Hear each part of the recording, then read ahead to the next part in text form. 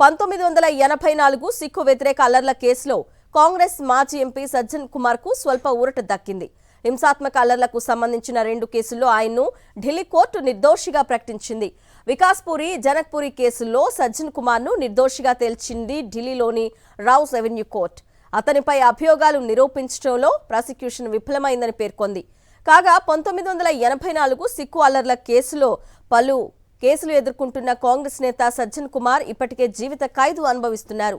సరస్వతి విహార్ ఏరియాలో తండ్రి కొడుకులు జశ్వంత్ సింగ్, తరుణ్దీప్ సింగ్లు హత్యకు గురైన కేసులో సజ్జన్ కు జీవిత ఖైదు పడింది. 1984లో ఇందిరాగాంధీ హత్యానంతరం ఢిల్లీలో జరిగిన సిక్కు వ్యతిరేక అల్లర్లలో 2700 మందికి పైగా చనిపోయారు. మొత్తం 570 ఎఫ్ఐఆర్లు నమోదు కాగా కేవలం 28 కేసుల్లోనే దోషులకు శిక్ష పడింది. సజ్జన్ కుమార్ సహా దాదాపు 50 మందిపై హత్యా నేరం రుజువైంది.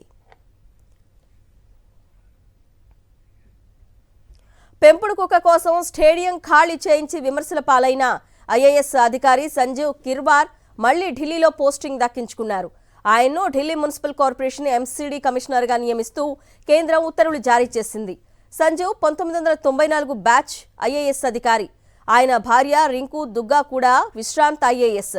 ఈ జంట తమ పెంపుడు కుక్కతో వాకింగ్ చేసేందుకు ఢిల్లీలోని త్యాగరాజ్ స్టేడియంను ఉపయోగించుకుందని 2022లో తీవ్ర విమర్శలు వ్యక్తమయ్యాయి.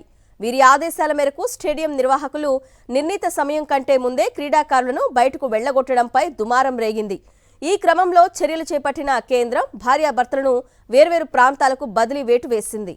అప్పుడు సంజీవ్ కిర్వార్ను లద్దాఖ్కు ట్రాన్స్ఫర్ చేసిన ప్రభుత్వం తాజాగా వెనక్కు రప్పించింది.